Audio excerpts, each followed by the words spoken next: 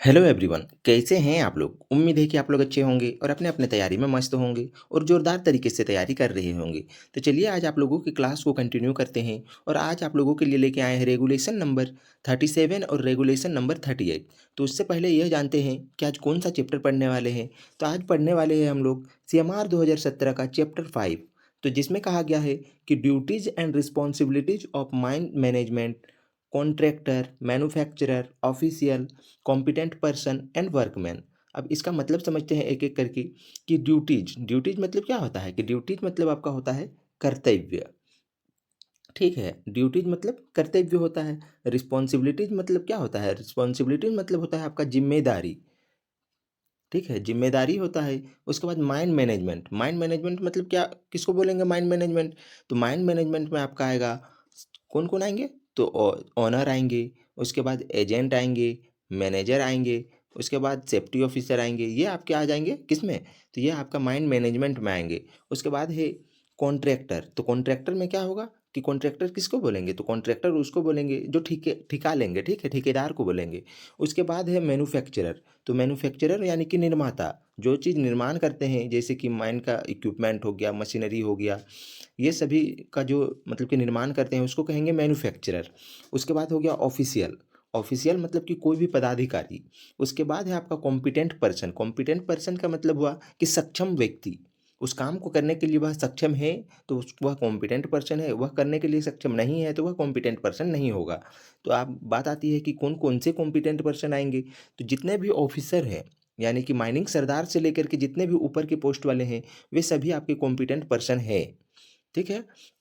और उसके बाद है आपका वर्कमैन। वर्कमैन मतलब क्या होता है कि वर्कमैन मतलब कि मजदूर, जनरल मजदूर जो होते हैं उसको कहा गया है वर्कमैन। तो ये सभी के ड्यूटीज रिस्पॉन्सिबिलिटीज पढ़ेंगे आज। तो जिसका ड्यूटीज है केवल, किसका रिस्पॉन्सिबिलिटीज है केवल। आगे देखिए यहाँ पे आज रेगुलेशन नंबर यहाँ पे बताया गया है कि रेगुलेशन नंबर आपका 37 से लेके 63 तक है, यही सिर्फ दिया हुआ है, इसी चैप्टर से है। यानी कि चैप्टर 5 में है केवल कितना है, 37 से लेकर के 63 तक, इतने रेगुलेशन में बताया गया है। जिसमें कुछ का आपका होगा ड्यूटीज होगा, कुछ का रिस्पॉन्सिबिलिटीज होगा और कुछ का दोनों होगा, ड्यूटीज एंड रिस्पॉन्सिबिलिटीज दोनों होगा। ठीक है। तो चलिए जानते हैं कि किसका किसका कौन सा मतलब कि आएगा। तो सबसे पहले है आपका कि 37 से बात की है तो 37 में किसका है? तो 37 में आपका ओनर का है। अब क्या है, तो ड्यूटीज एंड रिस्पॉन्सिबिलिटीज दोनों है, ड्यूटीज एंड रिस्पॉन्सिबिलिटी दोनों है ओनर का। उसके बाद है आपका 38 में है, रेगुलेशन 38 में है सप्लायर, मैन्युफैक्चरर एंड डिजाइनर, यानी कि सप्लाई करने वाले।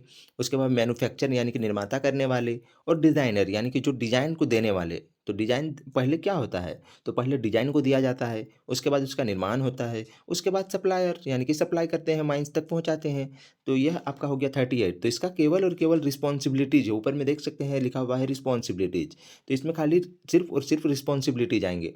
उसके बाद है रेगुलेशन 39। तो रेगुलेशन 39 में क्या कहा गया है, तो कॉन्ट्रैक्टर यानी कि जो ठेका लेंगे, ठेकेदार जो होंगे उसके बारे में बताया गया है। तो इसका केवल और केवल क्या होगा, रिस्पॉन्सिबिलिटीज ही होगा, यानी कि केवल जिम्मेदारी ही होगी। ठीक है, इसमें उसका ड्यूटीज नहीं है, केवल जिम्मेदारी है। कुछ भी माइंस में हो जाएगा तो इसका केवल जिम्मेदारी होगा। जैसे कि जो भी मशीनरी लिया गया था जो माइंस के मतलब कि काम को चलाने के लिए, तो उसमें से यदि कुछ भी खराबी हो जा रहा है तो इसके लिए उसको जिम्मेवारी है, उसका कर्तव्य नहीं है, उसका सिर्फ और सिर्फ जिम्मेदारी है। ठीक है। अब उसके बाद कहा गया है कि रेगुलेशन 40। तो रेगुलेशन 40 में क्या है, तो रेगुलेशन 40 में है पर्सन एम्प्लॉयड इन माइन। यहाँ पे माइन कर दीजिए। ठीक है, माइन भी होगा, छूट गया होगा, टाइपिंग मिस्टेक है, लेकिन पर्सन एम्प्लॉयड इन माइन। ठीक है। तो यह हो गया आपका रेगुलेशन 40 में, इसका ड्यूटीज सिर्फ बताया गया है। जितने भी मतलब कि काम करने वाले एम्प्लॉयड रहेंगे माइंस में, वो उसका सिर्फ और सिर्फ ड्यूटीज है, मतलब वह सिर्फ काम करेंगे, उसका जिम्मेदारी नहीं है, रिस्पॉन्सिबिलिटीज उसका कुछ नहीं है, केवल वह काम करेंगे। उसके बाद है आपका 41। तो 41 में कहा गया है कि कॉम्पिटेंट पर्सन, यानी कि जितने भी कॉम्पिटेंट पर्सन है उसका ड्यूटीज को बताया गया है, केवल और केवल ड्यूटीज, रिस्पॉन्सिबिलिटीज नहीं है। उसके बाद 41 हो गया। अब रेगुलेशन नंबर 42, रेगुलेशन नंबर 42 में क्या कहा है, तो रेगुलेशन नंबर 42 में कहा है ऑफिशियल, मतलब कि केवल और केवल ऑफिशियल जितने भी पदाधिकारी होते हैं उसके केवल ड्यूटीज होते हैं, रिस्पॉन्सिबिलिटीज नहीं होते हैं। तो आप लोग इसको ध्यान में रखिएगा। उसके बाद है आपका 43। 43 यहाँ देख सकते हैं, आपका तीसरा थी में है, तीसरा रो और कॉलम में है। तो इसमें कहा गया 43 रेगुलेशन में है कि मैनेजर का है, उसका ड्यूटीज रिस्पॉन्सिबिलिटीज दोनों हैं। यानी कि इसका कर्तव्य भी है और ज़िम्मेदारी भी है। किसका? तो मैनेजर का। ओनर का भी इससे पहले देखे थे कि ओनर का भी दोनों है ड्यूटीज़ एंड रिस्पॉन्सिबिलिटीज़। उसके बाद अब मैनेजर का भी है। उसके बाद आगे बढ़ते हैं तो आगे है आपका कौन सा रेगुलेशन 44 में है आपका सेफ्टी ऑफिसर। केवल और केवल इसका ड्यूटी है। सेफ्टी ऑफिसर जो रहेंगे उसका केवल और केवल काम है, वह काम करेंगे, उससे कोई जिम्मेदारी नहीं है, कोई रिस्क ही नहीं है, समझे? जिसका रिस्पॉन्सिबिलिटी नहीं है उसका मतलब कि कोई रिस्क ही नहीं, समझिए। इसका सिर्फ ड्यूटी है, उसको सिर्फ काम करना है। तो सेफ्टी ऑफिसर के क्या है? केवल और केवल ड्यूटीज़ है। उसके बाद है आपका 45 में यहाँ देख सकते हैं कि 45 में कहा गया है कि असिस्टेंट मैनेजर, इसका ड्यूटीज़ एंड रिस्पॉन्सिबिलिटीज दोनों है, यानी कि कर्तव्य भी है और जिम्मेदारी भी है, दोनों भी है। उसके बाद यहाँ पे आपका नीचे देखिए कि कहा गया है 46, तो रेगुलेशन नंबर 46 में है ड्यूटीज़ ऑफ वेंटिलेशन ऑफिसर, यानी कि वेंटिलेशन ऑफिसर जो रहेंगे उसका भी केवल और केवल क्या है? तो ड्यूटीज़ है। तो यहाँ उसके बाद है आपका कि 47 में है ओवरमैन। ओवरमैन का क्या है? ड्यूटीज़ एंड रिस्पॉन्सिबिलिटीज दोनों है, यानी कि कर्तव्य भी है और उसका जिम्मेदारी भी है। तो हो गया आपका। उसके बाद 48 में क्या है? 48 में है सरदार का, यानी कि माइनिंग सरदार। माइनिंग सरदार का भी ड्यूटीज एंड रिस्पॉन्सिबिलिटीज दोनों हैं। उसके बाद आगे देखते हैं। यहाँ आगे है आपका वेंटिलेशन ऑफिसर तक हो गया। उसके बाद है आपका रेगुलेशन नंबर 50। तो रेगुलेशन नंबर 50 में क्या है कि सपोर्टमैन। सपोर्टमैन का क्या है? केवल और केवल ड्यूटीज है। उसके बाद है आपका यहाँ पे 49 छूट गया था, ठीक है। 49 में आपके क्या है? तो शॉर्ट फायरर। शॉर्ट फायरर किसको बोलेंगे? जो मतलब कि जब चार ब्लास्ट करने के लिए, मतलब माइंस में ब्लास्ट करने के लिए जब भी चार्जिंग किया जाता है, उसके बाद जो भी ब्लास्ट करने वाले आदमी रहते हैं उसी को शॉर्ट फायरर कहा जाता है। शॉर्ट फायरर के अलावा कोई दूसरा आदमी नहीं करेंगे। चार्जिंग भले ही दूसरे आदमी कर लेंगे, चार्जिंग दूसरा आदमी करेंगे, उसके बाद भरने का काम दूसरा आदमी कर लेंगे, लेकिन जो शॉर्ट फायरर यानी कि जो उसको क्या कहते हैं, डेटोनेटर को उड़ाने का काम रहता है। डेटोनेटर को किस में उड़ाते हैं? तो मतलब कि ब्लास्ट किस में करते हैं? तो क्या नाम होता है उसका? तो उसी से, डेटोनेटर से ही, मतलब कि क्या जो एक्सप्लोसिव, एक्सप्लोडर, एक्सप्लोडर से मतलब कि उसको ब्लास्ट करने का काम करते हैं। तो कौन करते हैं? तो शॉर्ट फायरर करते हैं। तो उसका ड्यूटीज़ एंड रिस्पॉन्सिबिलिटीज दोनों बताया गया है। 50 में तो देख लिए कि सपोर्ट मैन हो गया। सपोर्ट मैन मतलब कि कौन? कि सपोर्ट मतलब कि जितने भी माइंस में, अंडरग्राउंड माइंस में जितना भी सपोर्ट का काम होगा, जैसे कि खुट्टा ये सब का गाड़ना, सपोर्ट को देखना, ये सारा कौन करेंगे? तो सपोर्ट मैन करेंगे। तो इसका केवल और केवल ड्यूटीज़ है। उसके बाद है आपका रेगुलेशन 51। तो रेगुलेशन 51 में है आपका एमएमवी अटेंडेंस। तो एमएमवी अटेंडेंस मतलब क्या हुआ? एमएमवी का फुल फॉर्म क्या हुआ? कि मैन मैकेनिकल वेंटिलेटर, यानी कि यह पंखा का खलासी जो रहता है, पंखा रूम का जो खलासी रहता है।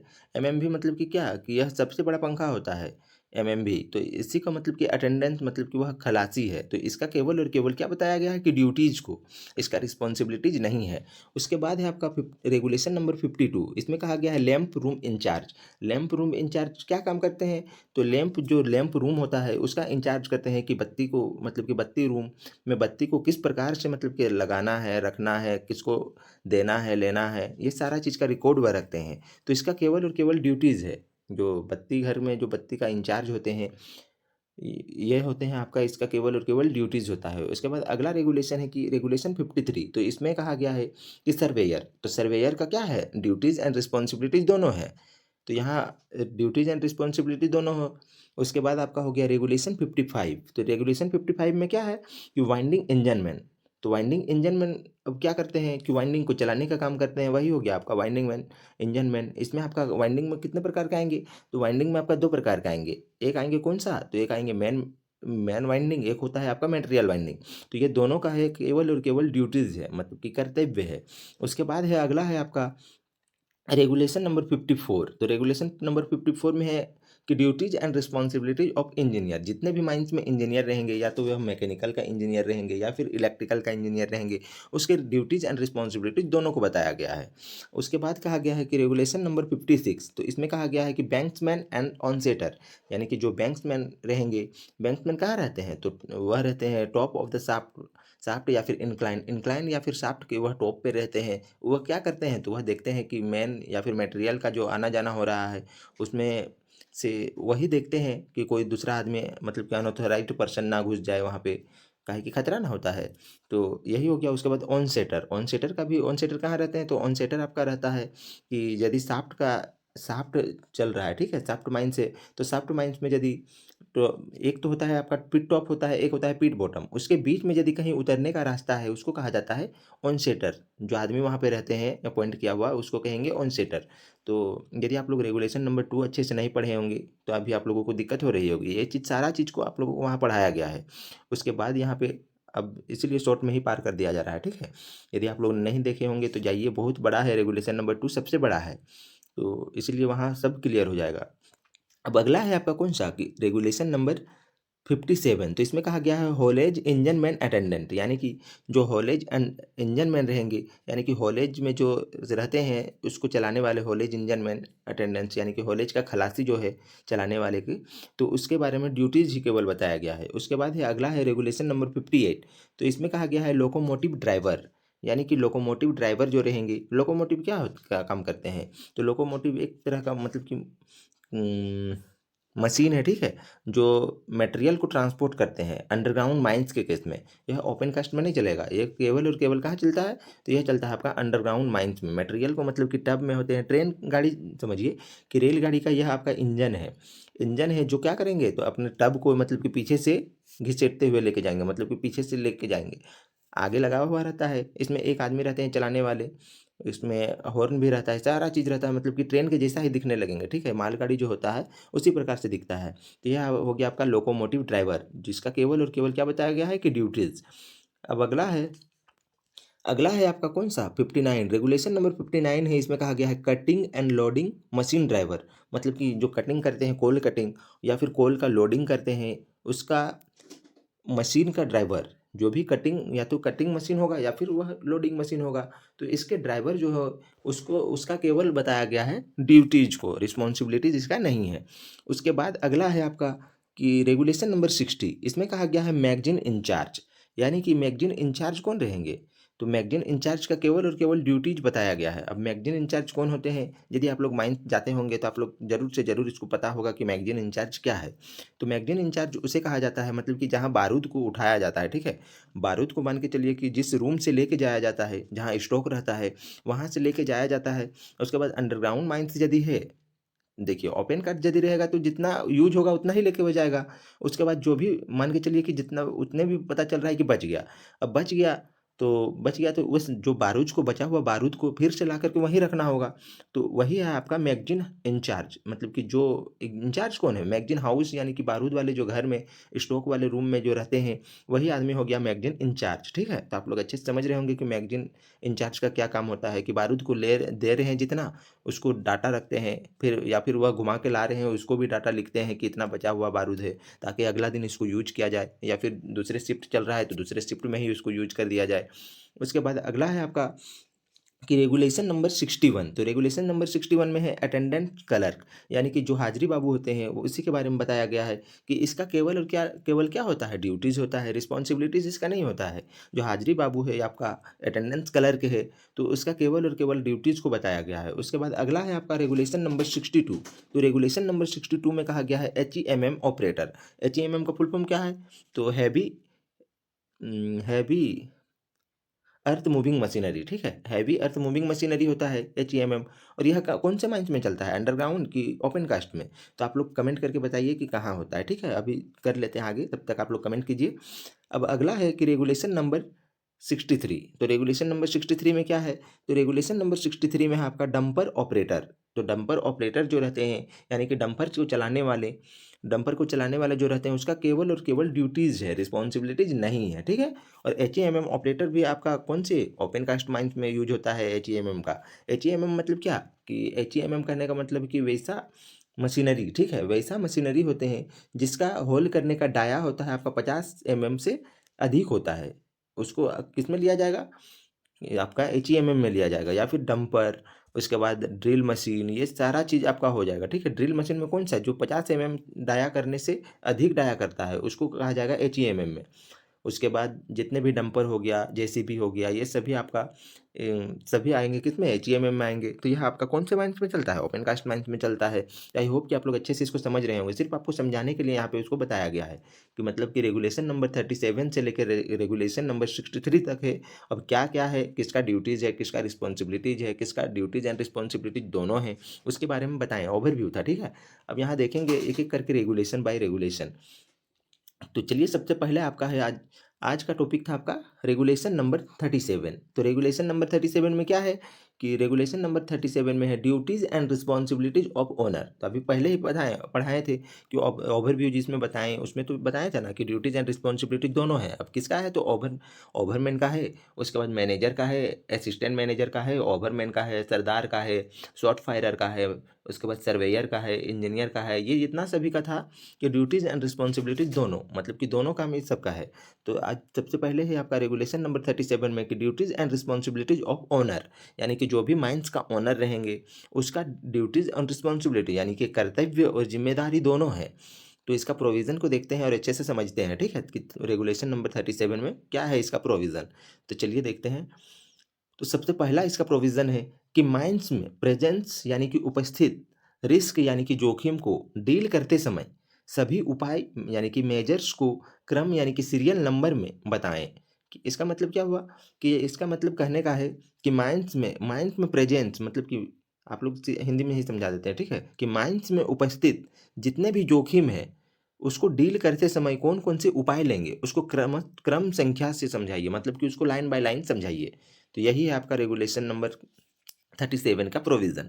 तो इसमें कहा गया है कि पहला इसका पॉइंट है कि eliminate the risk. Eliminate the risk मतलब क्या समझे आप, तो एलिमिनेट द रिस्क मतलब हुआ कि जोखिम को खत्म करना। जोखिम को खत्म करना मतलब क्या है कि रिस्क जितने भी है, ठीक है, रिस्क जितने भी हैं उसको पूरी तरह से खत्म करने, पूरी तरह से खत्म करना। यह हो गया आपका पहला पॉइंट में कि एलिमिनेट द रिस्क यानी कि जोखिम को खत्म करना। उसके बाद कहा गया है, अगला पॉइंट है कि control the risk at source. मतलब क्या समझे आप कि यह जो जोखिम है मतलब कि खतरा है उसको उसके स्रोत पर ही कंट्रोल करना। जो जहाँ से मतलब जो चीज़ हुआ है, जैसे आपका खतरा हुआ है, जैसा जोखिम आया है, उसी प्रकार आपको उसको खत्म भी करना है। तो कैसे खत्म करना है, तो कहा गया है इसमें आप सोच सकते हैं कि अगर पूरी तरह से खत्म करना पॉसिबल नहीं है, ठीक है, तो उसको जैसे कि एलिमिनेट द रिस्क, पहला में था एलिमिनेट द रिस्क, तो जोखिम को पूरा तरह से आपको खत्म करना है। तो यदि आप यहाँ पे बताया गया है कि पूरी तरह से खत्म करना पॉसिबल नहीं है तो कंट्रोल करना। कंट्रोल करना मतलब क्या कि धीरे धीरे उसको कंट्रोल करना, कि पूरी तरह से खत्म तो नहीं हो रहा है लेकिन कंट्रोल करने का मतलब ये है कि वहाँ पे उपाय उसको ढूंढना है कि मतलब कि आदमी या फिर मटेरियल जो मशीनरी है उसको खतरा ना हो। तो इसके लिए क्या करेंगे, उसके सोर्स से मतलब कि उसको खत्म करने का प्रयास किया जाएगा। उसके बाद अगला है कि मिनिमाइजिंग, अगला पॉइंट है कि मिनिमाइजिंग दैट रिस्क यानी कि इंक्लूड सेफ वर्क सिस्टम। तो इसका मतलब आप क्या समझे कि इसका मतलब है कि जोखिम को कम करना, मिनिमाइज करना यानी कि कम करना रिस्क को, ठीक है, ताकि इंक्लूड सेफ वर्क सिस्टम, ताकि आपका जो वर्क का सिस्टम है, जो सीक्वेंस में जो आप काम कर रहे हैं वह मतलब कि बना रहे और सेफ हो, मतलब कि सुरक्षित तरीके से हो। तो यही कहा गया है। और इसमें आप समझ सकते हैं इसको आसान भाषा में कि अगर पूरी तरह से यदि कंट्रोल करना पॉसिबल नहीं है, यहाँ पे क्या करना है कि पूरी तरह से यदि पॉसिबल इसको मतलब कि कंट्रोल करना पूरी तरह से पॉसिबल नहीं है तो इसको क्या करेंगे, मिनिमाइज करेंगे। मिनिमाइज मतलब उसको कम करने का धीरे धीरे प्रयास करते जाएंगे और धीरे धीरे करते जाएंगे, ठीक है, और ताकि एक बार यह पूरा चीज़ खत्म हो जाए। खत्म हो जाए मतलब क्या, रिस्क खत्म हो जाए।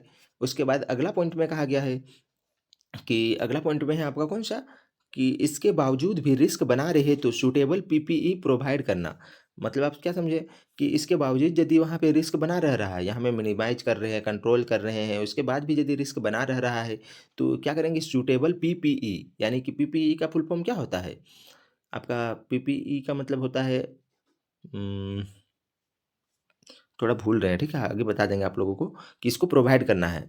कि इसका सीधा आप समझ सकते हैं कि इसके बाद भी यदि यहाँ पे कंट्रोल भी कर रहे हैं, मिनिमाइज भी कर रहे हैं, उसके बाद भी रिस्क यदि बना रह रहा है तो इसके बाद क्या करना है कि आपको पीपीई प्रोवाइड करना है। पीपीई मतलब कि आप समझ सकते हैं कि पर्सन प्रोटेक्ट इक्विपमेंट, ठीक है, यही इसी प्रकार से कुछ है लेकिन भूल रहे हैं थोड़ा, तो इसलिए दिक्कत हो रहा है। प्रोटेक्ट जिसमें आपका क्या क्या आएगा कि हेलमेट आएगा, शूज आएगा, जैकेट आएगा, माइंस वाला जो जैकेट होता है, उसके बाद उस रास्ते को मतलब कि डाइवर्स कर दिया जाएगा। मान के चलते हैं, अब एग्जाम्पल के तौर पे आप लोगों को समझा ही देते हैं यहाँ पे कि किस प्रकार से होता है, ठीक है।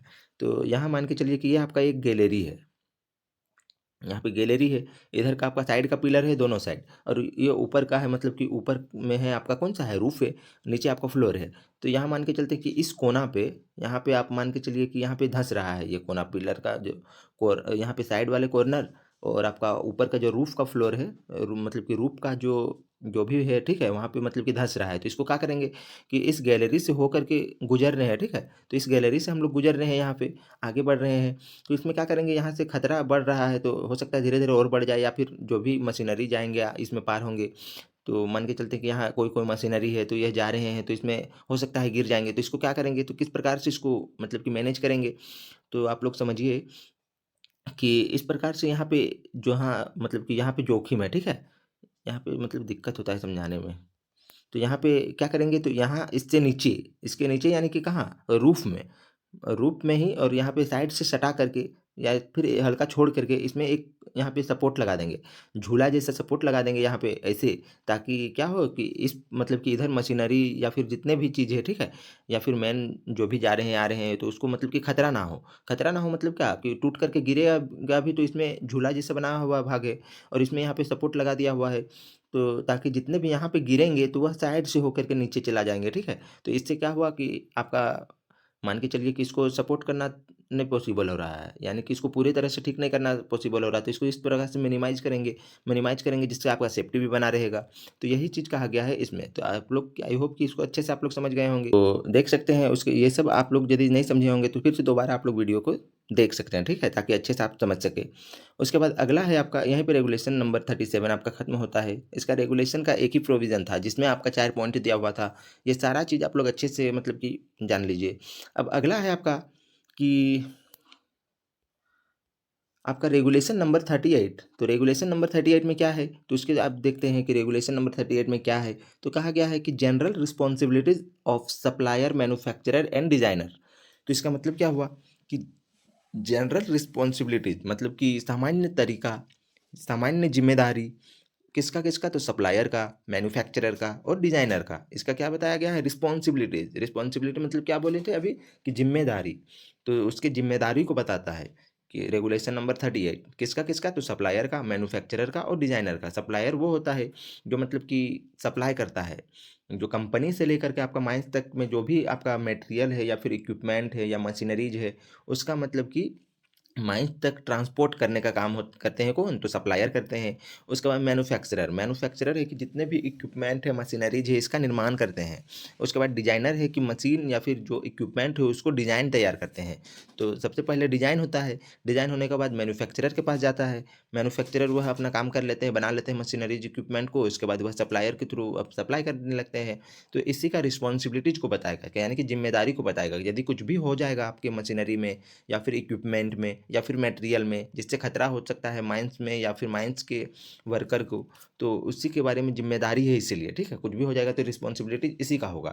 तो चलिए समझते हैं इसका रेगुलेशन का, इसका प्रोविज़न से, ठीक है। तो इसका पहला प्रोविज़न है कि रेगुलेशन नंबर 38 के अनुसार सप्लायर, मैन्युफैक्चरर एवं डिजाइनर की मुख्य रिस्पॉन्सिबिलिटी क्या है, क्या है कि इसका प्रोविज़न क्या है कि 38 यानी कि रेगुलेशन 38 के अनुसार सप्लायर, मैन्युफैक्चरर एवं डिजाइनर की मुख्य रिस्पॉन्सिबिलिटी यानी कि जिम्मेदारी क्या है, ठीक है, तो वही बताया गया है। तो आई होप कि आप लोग इसको तो समझ गए होंगे अच्छे से, पहले ही आपको बताते जा रहे हैं कि क्या है, फिर भी इसको देख लेते हैं इसके प्रोविज़न को अच्छे से।